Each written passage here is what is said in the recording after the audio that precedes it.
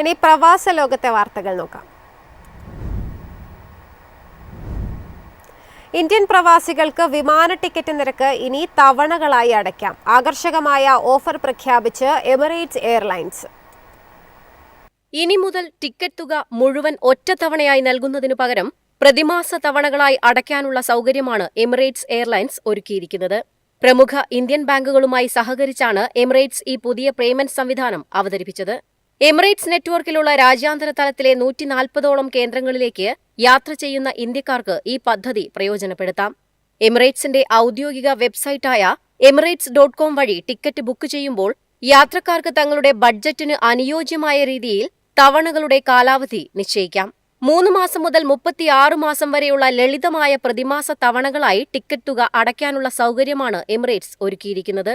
എമിറേറ്റ്സിന്റെ ശൃംഖലയിലുള്ള 140ഓളം അന്താരാഷ്ട്ര ലക്ഷ്യസ്ഥാനങ്ങളിലേക്ക് യാത്ര ചെയ്യുന്നവർക്ക് ഈ ആനുകൂല്യം ലഭ്യമാകും.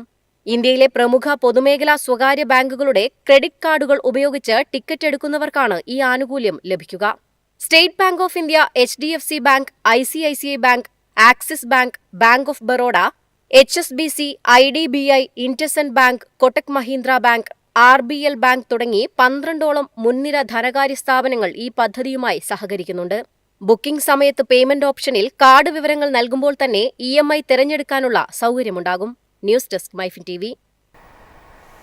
ഇന്ത്യക്കാർക്ക് തായ്ലൻഡിൽ വിസാരഹിത പ്രവേശനം തുടരും. എന്നാൽ 60 ദിവസത്തെ വിസാരഹിത പ്രവേശനം 30 ദിവസമായി കുറച്ചു.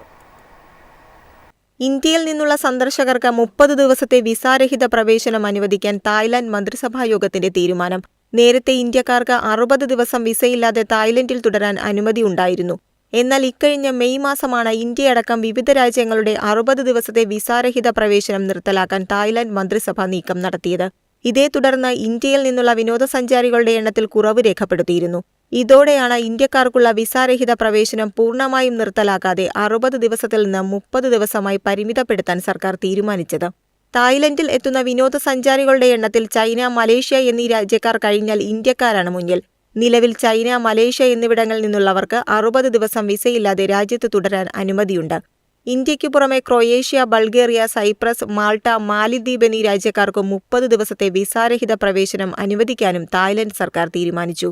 ഇതോടെ 30 ദിവസത്തെ വിസാരഹിത പ്രവേശനത്തിന് അനുമതിയുള്ള രാജ്യങ്ങളുടെ എണ്ണം 60ആയി ഉയർന്നിട്ടുണ്ട്. News desk MyFin TV. വാഹന ഇൻഷുറൻസ് ഓൺലൈനിലൂടെ എടുക്കുന്നവർ തട്ടിപ്പുകാരുടെ വലയിൽ വീഴരുതെന്ന് UAE ആഭ്യന്തര മന്ത്രാലയത്തിന്റെ മുന്നറിയിപ്പ്. തട്ടിപ്പുകാർ വർദ്ധിച്ചുവരുന്ന സാഹചര്യത്തിലാണ് നിർദ്ദേശം. വാഹന ഇൻഷുറൻസ് കമ്പനികളുടെയും ഇൻഷുറൻസ് ഓഫീസുകളുടെയും പേരിൽ വ്യാജ അക്കൗണ്ടുകൾ സൃഷ്ടിച്ചാണ് തട്ടിപ്പ് നടത്തുന്നത്. കുറഞ്ഞ നിരക്കിൽ ആകർഷക ഓഫറുകളാണ് തട്ടിപ്പുകാർ വാഗ്ദാനം ചെയ്യുന്നത്. പണം മുൻകൂറായി കൈക്കലാക്കുന്ന സംഘം പിന്നീട് പോർട്ടൽ പ്രവർത്തനരഹിതമാക്കി മുങ്ങുകയാണ് പതിവ്. ഇത്തരം തട്ടിപ്പ് കേസുകൾ വർദ്ധിച്ച പശ്ചാത്തലത്തിലാണ് അധികൃതരുടെ മുന്നറിയിപ്പ്. ഓൺലൈനിൽ ഇൻഷുറൻസ് വാങ്ങുന്നതിന് മുമ്പ് കമ്പനിയോ ബ്രോക്കറോ ഔദ്യോഗികമായി ലൈസൻസ് നേടിയിട്ടുണ്ടെന്ന് ഉറപ്പാക്കണമെന്ന് UAE ആഭ്യന്തര മന്ത്രാലയം നിർദ്ദേശിച്ചു. അംഗീകൃത ഡിജിറ്റൽ പ്ലാറ്റ്ഫോമുകളുടെയും ലൈസൻസ് ഉള്ള ഇൻഷുറൻസ് കമ്പനികളിൽ നിന്നും മാത്രം സേവനം തേടണം. സംശയാസ്പദമായ അക്കൗണ്ടുകളോ ഓഫറുകളോ ശ്രദ്ധയിൽപ്പെട്ടാൽ ഉടൻ അധികൃതരെ അറിയിക്കണമെന്ന് നിർദ്ദേശം നൽകി. News desk MyFin TV. എളുപ്പത്തിൽ സമ്പാദ്യം വളർത്താം. ഇന്ന് തന്നെ മൈഫിൻ TV ആപ്പ് ഡൗൺലോഡ് ചെയ്യൂ.